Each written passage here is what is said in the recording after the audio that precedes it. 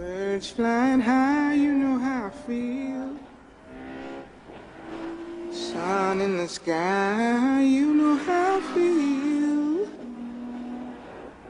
Breeze drifting on by, you know how I feel. It's a new day, it's a new life. Chez Ferrari, pour F12, le cahier des charges était très clair, obtenir l'équilibre.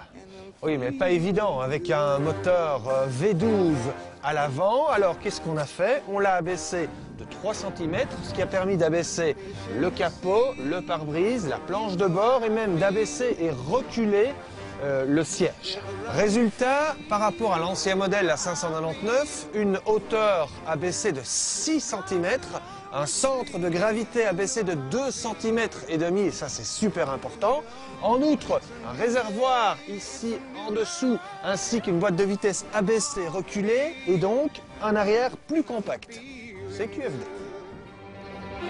Ouverture électrique de cette aération pour refroidir les freins en carbone céramique, commande via une sonde située sur l'étrier. Aéro très travaillé, derrière et devant. Voici l'aérobridge. On diminue la surpression sur l'avant, l'air passe par ici en dessous, revient ici, élimine la dépression qui vient sur le flanc et s'échappe sur l'arrière.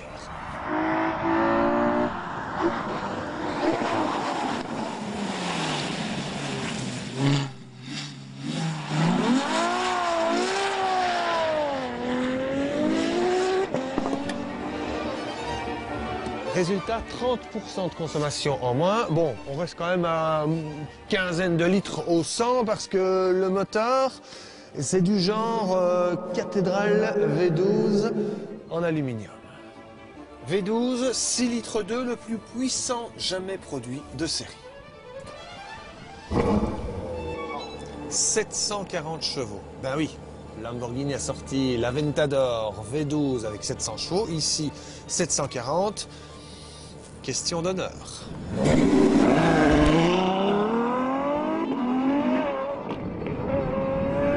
En cette température glaciale, 740 chevaux. Sur le circuit de Métais, c'est chaud. Et pas de 4 roues motrices ici, hein, une propulsion. Le problème habituellement avec un V12 dans cette position, donc devant, c'est qu'on a l'impression d'avoir une enclume sur le train avant. C'est le cas de la concurrence, c'est pas le cas ici. La répartition du poids est d'ailleurs idéale, avec 54% sur l'arrière malgré l'énorme moteur devant. Une voiture plus courte, plus basse et moins large que l'ancienne 599, 70 kg plus légère aussi.